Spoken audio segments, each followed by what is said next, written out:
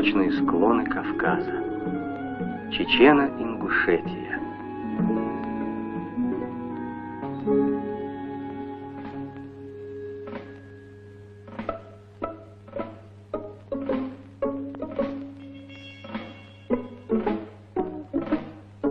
Этот поход был повторением пути, который в Грозном 1919-м с боями прошли чрезвычайный комиссар Юга России Серго Орджоникидзе и его соратники. В 1938 году горно-стрелковая дивизия, носившая имя Орджоникидзе, не просто шла по памятным местам гражданской войны. Закаляя мускулы и сердце, покоряя вершину, бойцы овладевали искусством ведения боя в горах, писала газета «Красный кавалерист».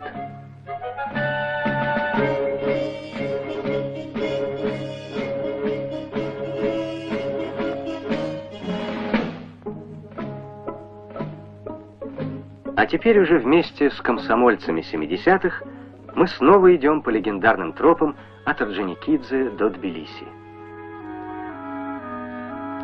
Вот они, оставшиеся в живых, боевые друзья Серго.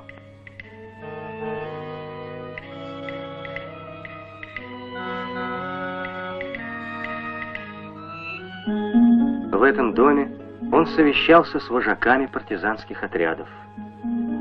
В Чечено-Ингушетии шла тогда яростная народная война с армиями Мамонтова и Шкуро.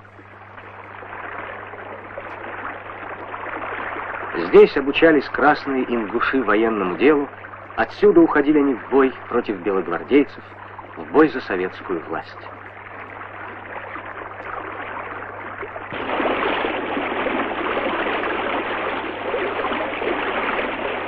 Столько перемен произошло в мире за минувшие 6 десятилетий.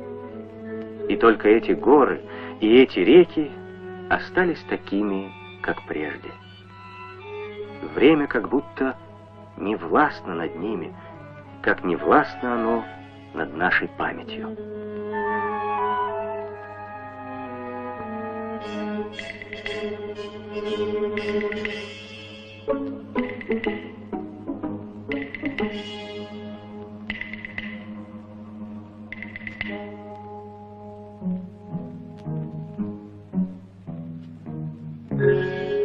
Аул Пуй.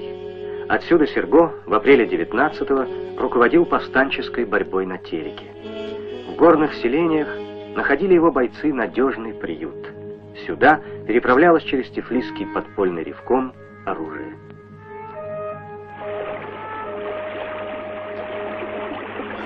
Не раз еще вспомнят они, комсомольцы 70-х, этот свой поход, этот путь к возмужанию. На горной тропе тысячелетний храм Тхаба-Ерды.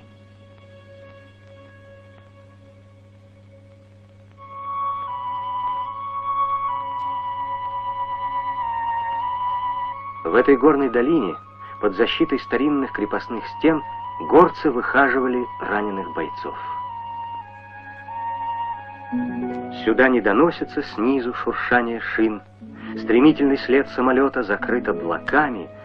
Дорогой Серго мы прошли, чтоб коснуться вершин, чтоб к юности наших отцов прикоснуться руками.